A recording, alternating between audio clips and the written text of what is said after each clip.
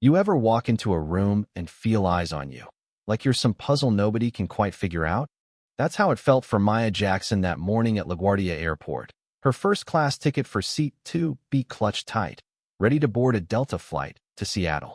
She was just a woman in a sharp blazer, hair pulled back, moving through the chaos of travelers with this quiet, unshakable calm, but something about her made people stare, whisper, judge. Maya wasn't just any passenger. She was a federal auditor for the Department of Transportation, working undercover to sniff out discrimination in the airline industry.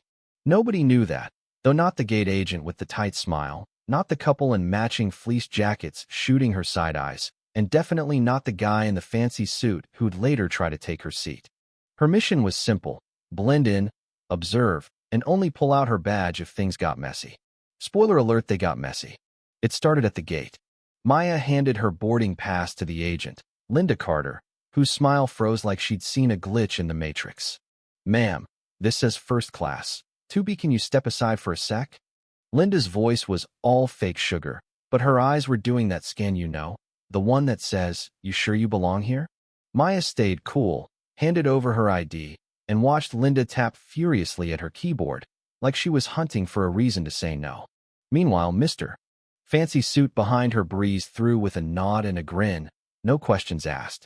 Maya's gut twisted, but she kept her face blank. Years of this job taught her to save her fire for the right moment. Fast forward, she's settled into 2B, her carry-on stowed, ready to enjoy the legroom she paid for. But 5 minutes later, here comes Linda with a flight attendant, Sarah, both looking at Maya like she's a problem to solve.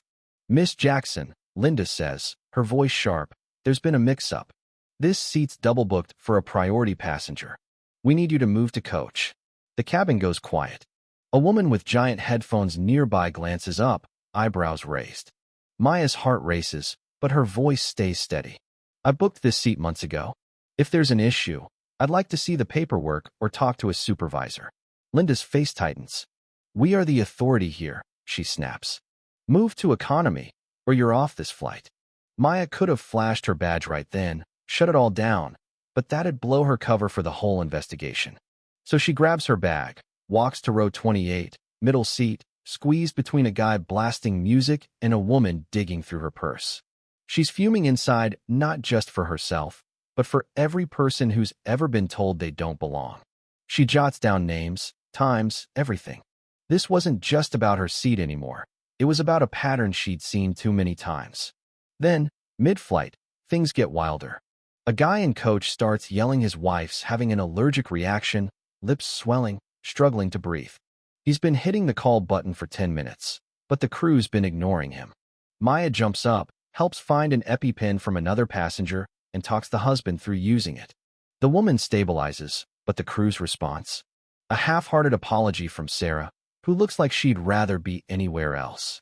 Maya overhears Sarah muttering to another attendant, "Why'd Linda even flag that woman's ticket? This is gonna bite us."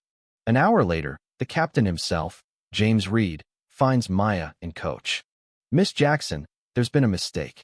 We've got a first-class seat for you, I'm sorry about this." His eyes say he knows something's off.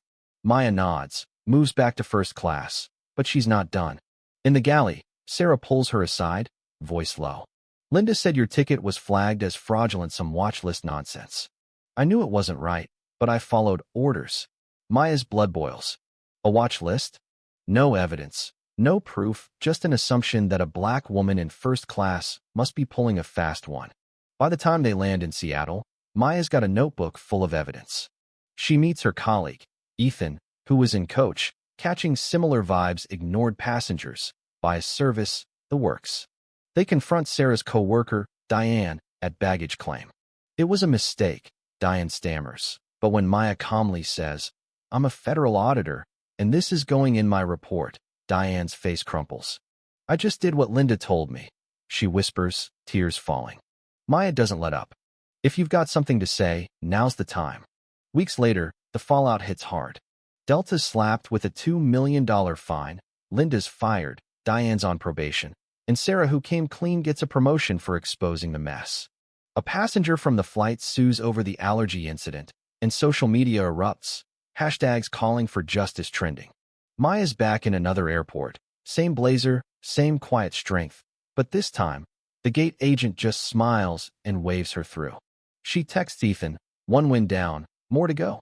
That flight wasn't just about a seat, it was about a system that picks and chooses who belongs. Maya's fight showed that one spark can burn down years of silence. So, what do you think? Have you seen this kind of bias play out? Drop a comment, share your story, and let's talk about what justice really looks like. Hit that like button, share this video, and subscribe because stories like this, they're just the beginning.